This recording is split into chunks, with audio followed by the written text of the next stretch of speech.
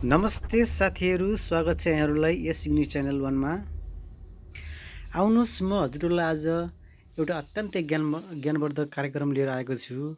हजुर हाम्रै घरमा लगभग प्रयोग हुने चीज लौका तपाईँ हामीले लगाइन्छ, तर यसबाट कति फाइदा लिन सकिन्छ, कति फाइदा हुन्छ भन्ने कुरा हामीले बुझिरहेका होइनौँ, जानिरहेका होइनौँ।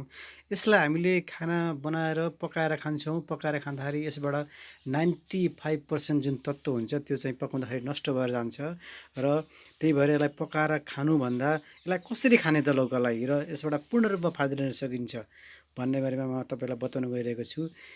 कृपया भिडियोलाई पुरा हेरिदिनु होला र मेरो यस युनिक च्यानललाई सब्स्क्राइब गरिदिनु होला प्लिज। लौकामा 95% मिनरल्स हुन्छ, यानि कि लौकामा 95% पानीको मात्रा हुन्छ।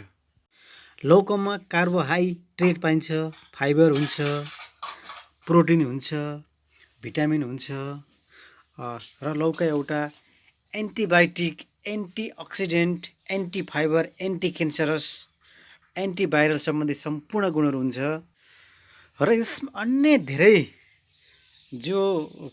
धेरै कोषहरूलाई एक्टिभेट गर्ने क्षमता हुन्छ, क्यापेसिटी हुन्छ र यसलाई कसरी प्रयोग गर्ने, कसरी खाने भन्ने बारेमा सबभन्दा महत्त्वपूर्ण तरिका यही नै हो। र यसलाई बिहान खाली पेटमा यसको छिल्का निकालेर यसलाई मिक्सरमा या अरू कुनै चिजमा राम्रोसँग पिसेर यसलाई राम्रोसँग छानेर यसलाई चाहिँ बिहान खाली पेटमा 100 ग्राम यसको जुस लिनु होला र खाली पेटमा खानु होला र त्यसै गरी साँझ अथवा बेलुका पनि खाली पेटमा यस्तै मिक्सरमा या कुनै चिजले चाहिँ थिचेर हुन्छ, अब कसो गरी हुन्छ यसको रस निकालेर राम्रोसँग छानेर यसलाई साँझमा पनि खाली पेटमा लिनु होला। यसरी खानुभयो भने 100% यसबाट फाइदा लिन सकिन्छ। यसमा जुन फाइबर हुन्छ, जुन कार्बोहाइड्रेट हुन्छ, जुन किसिमको चाहिँ धेरै न्युट्रियन्ट्सहरू हुन्छन् त्यो अवश्य पनि पूर्ण रूपमा 100% प्राप्त गर्न सकिन्छ। लौका कुन रोगमा लाभदायक छ अथवा कुन रोग ठिक हुन्छ त? यो एउटा एन्टी क्यान्सरस भएको हुनाले यो क्यान्सर सम्बन्धी रोगमा अत्यन्तै लाभदायक छ, जसले जुन क्यान्सरको सेल्सहरू नष्ट भइसकेको हुन्छ, जुन नष्ट हुन लागेको हुन्छ त्यसलाई एक्टिभ गरेर पुनर्जीवित गर्ने काम गर्छ। त्यसैले यो क्यान्सर सम्बन्धी रोगमा एकदम अत्यन्तै उपयोगी र रामबाण नै साबित भएको छ। त्यसै गरी हाई ब्लड प्रेसर, जसलाई हाई बिपीको समस्या छ, त्यसमा त यो अत्यन्तै महत्त्वपूर्ण भूमिका खेलेको छ र यसले बिपीलाई कम गर्नको लागि अत्यन्तै ठुलो भूमिका खेलेको हुन्छ। यसै गरी हार्ट, मुटु सम्बन्धी रोग, जसलाई हार्ट अट्याकको प्रब्लम छ, जसको हार्ट ब्लकेज हुन्छ, जुन हार्ट ब्लकेज भएर मानिस गम्भीर अवस्थामा पुगेको हुन्छ, त्यस्ता हार्ट ब्लकेजहरूलाई खुलाउने काम गर्छ, जसलाई चाहिँ मुटुको धड्कन बढ्ने, जसको मुटुको धड्कन एकदम ढुकढुक हुन्छ, त्यो सम्बन्धी रोगमा पनि यो अत्यन्तै लाभदायक छ। हार्ट अट्याक सम्बन्धी रोगको लागि, मुटु सम्बन्धी रोगको लागि, दिल सम्बन्धी रोगको लागि पनि यो एकदमै महत्त्वपूर्ण साबित भएको छ। त्यसै गरी लौकाको जुस नियमित रूपमा प्रयोग गर्नाले हाई कोलेस्ट्रोल, जसको चाहिँ रगत बाक्लो हुन्छ, जसलाई चाहिँ हाई कोलेस्ट्रोल छ,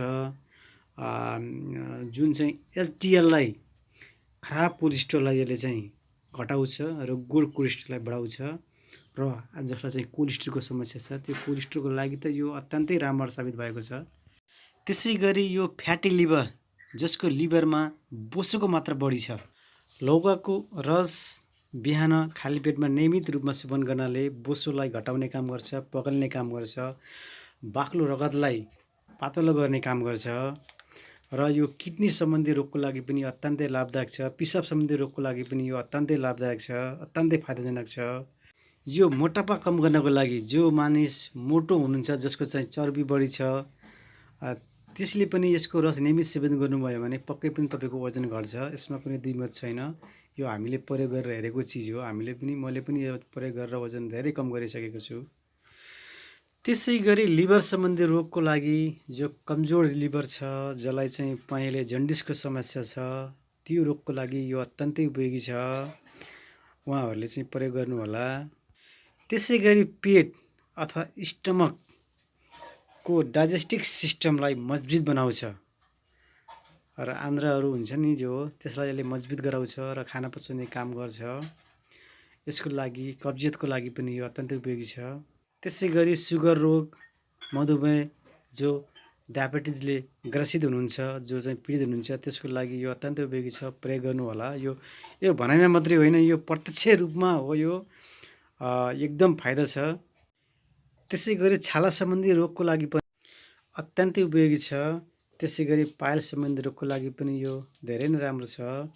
त्यसै गरेर यसले चाहिँ बिर्यलाई गाढा बनाउँछ, जसको बिर्य चाहिँ पातलो छ, त्यो सम्बन्धी रोगको लागि पनि लौकाको जुस अत्यन्तै फाइदा, उपयोगी र लाभदायक छ। त्यसै गरी अन्य मास्तिक सम्बन्धी रोगको लागि भयो, अरू धेरै किसिमको रोगको लागि पनि यो एकदम फाइदाजनक छ। यसमा कुनै साइड इफेक्ट छैन, कुनै यसको चाहिँ असर पर्दैन, नकारात्मक असर छैन। यो चाहिँ नियमित रूपमा चाहिँ खाली पेटमा यसको चाहिँ रस नै पिउनु होला साथीहरू। साँझ बिहान 2 पटक खाली पेटमा यसको चाहिँ 100 ग्राम, धेरै नपिनु होला।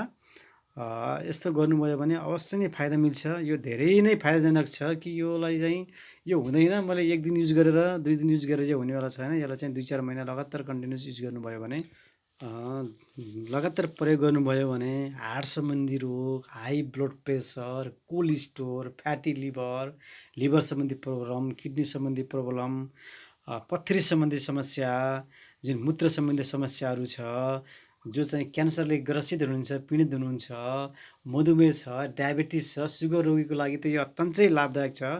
त्यसैले यी रोगीहरू जो पनि हुनुहुन्छ उहाँहरूले खाली पेटमा बिहान बेलुकी यसै गरी लौकाको जुस खानु होला।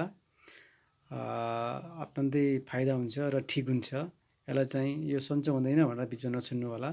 यति भन्दै मेरो च्यानललाई सब्सक्राइब गरिदिनु होला। युनिक च्यानल 1 तलपट्टि चाहिँ रातो अक्षरमा सब्सक्राइब लेखेको हुन्छ, त्यसमा चाहिँ क्लिक गरिदिनु होला प्लिज। हजुरहरूकै ममता र सब्सक्राइबले गर्दा हामी अगाडि बढ्ने हो।